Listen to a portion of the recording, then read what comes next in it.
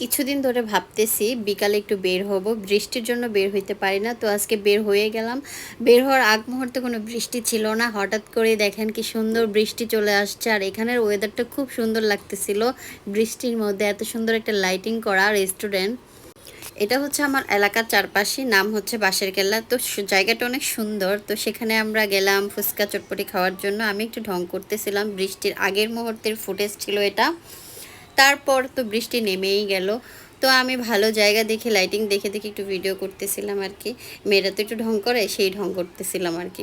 তারপর আমাদের খাবার নিয়ে চলে আসছে। এখানে চটপটি ছিল একটা, চটপটি দুইটা ছিল, আর ফুচকা একটা ছিল, আর ছিল পাস্তা, আর ছিল একটা চিকেন ফ্রাই।